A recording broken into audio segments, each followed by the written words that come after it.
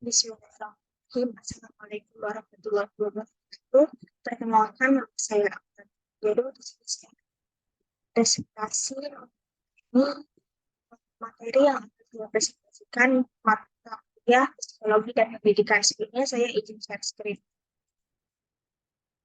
Oke, materi yang akan saya presentasikan yaitu pendekatan pembelajaran aktif. Pengertian. Active learning adalah strategi belajar mengajar yang menuntut peserta didik agar terlibat secara aktif. Tujuannya agar siswa dapat memahami pokok-pokok materi pelajaran dan bisa mengaplikasikannya untuk memecahkan persoalan yang ada di kehidupan nyata. Melalui pembelajaran aktif, Bapak atau Ibu guru dapat membantu peserta didik dalam mendapatkan pengalaman pembelajaran serta alih-alih sekadar teori belaka. Bukan hanya itu, pada model pembelajaran ini Bapak atau Ibu guru atau pendidik tidak begitu dominan, melainkan bertugas sebagai fasilitator agar peserta didik dapat merangsang keaktifan baik dari segi fisik, mental, emosional, dan sosial. Lalu ada prinsip. Dalam menerapkan metode belajar ini, ada beberapa prinsip active learning yang perlu diperhatikan oleh para pendidik. Yang pertama, prinsip motivasi. Pada prinsip ini, pendidik memiliki peran sebagai motivator atau pendorong yang mampu menghadirkan motif-motif positif agar peserta didik lebih semangat dalam belajar. Yang kedua, prinsip konteks atau latar. Prinsip konteks atau latar ini merupakan upaya mencari tahu latar belakang peserta didik, baik dari segi perasaan, pengetahuan, keterampilan, sikap, hingga pengalamannya. Yang ketiga, prinsip keterarahan pada fokus tertentu.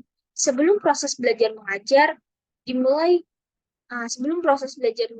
itu dimulai, guru sebaiknya merumuskan pola pelajaran dan tujuan belajar secara jelas agar murid bisa memusatkan perhatiannya pada masalah yang ingin dipecahkan.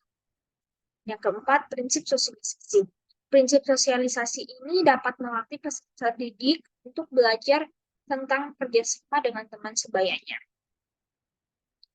Lalu, prinsip yang kelima yaitu ada belajar sambil bekerja. Ada juga prinsip individualisasi, prinsip menemukan, prinsip pemecahan masalah. Jadi prinsip-prinsip dalam ini tuh sangat banyak sekali ya. Setelah adanya prinsip, pastinya ada tujuan dan fungsi. Yang pertama, tujuan dan fungsinya yaitu membantu meningkatkan pemahaman dan keaktifan siswa, menciptakan lingkungan belajar yang menyenangkan, membantu memotivasi para siswa untuk menguasai pelajaran yang menurutnya menjenuhkan, melatih kerjasama antar murid dan mengasah rasa tanggung jawab siswa, mengoptimalkan semua potensi yang dimiliki peserta didik demi mendapatkan hasil belajar yang optimal, menjaga perhatian siswa agar tetap fokus terhadap tujuan pembelajaran. Dan pastinya ada kelebihan dan kekurangannya. Di sini kelebihan dan kekurangan saya mengambil 3. Yang pertama, meningkatkan motivasi belajar peserta didik. Metode active learning memungkinkan terjadinya proses belajar mengajar yang menyenangkan.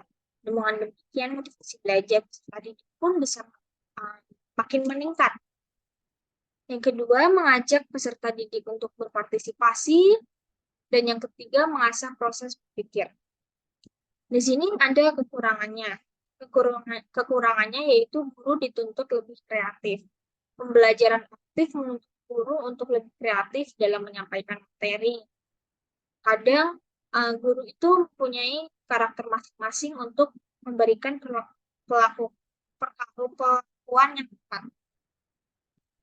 Membutuhkan alat bantu belajar yang memadai. Kadang kan alat bantu belajar seperti di sekolah-sekolah tertentu, alat bantu belajar kayak proyektor, itu kan biasanya kan atau LED, LCD gitu kan biasanya kan tidak ada di sekolah-sekolah tertentu. Jadi itu biasanya kurang memadai. Jadi ini masih kurang. Dan juga perlu pengawasan yang lebih intensif selama proses belajar. Lalu di sini saya sedikit ada evaluasi, cara mengevaluasi agar belajar efektif bagaimana dan juga bisa berhasil. Kemungkinan ada 2 cara untuk mengevaluasi. yaitu dengan cara evaluasi proses pembelajaran dan juga evaluasi hasil belajar. Evaluasi proses pembelajaran menitik beratkan pada aktifan individu maupun kelompok selama kegiatan belajar mengajar. Sementara itu, evaluasi hasil belajar dapat dilihat dari bagaimana kualitas peserta didik dalam menghadapi ujian yang diberikan. Oke, mungkin sekian dari saya. Terima kasih. Banyak salahnya saya mohon maaf. Wassalamualaikum warahmatullahi wabarakatuh.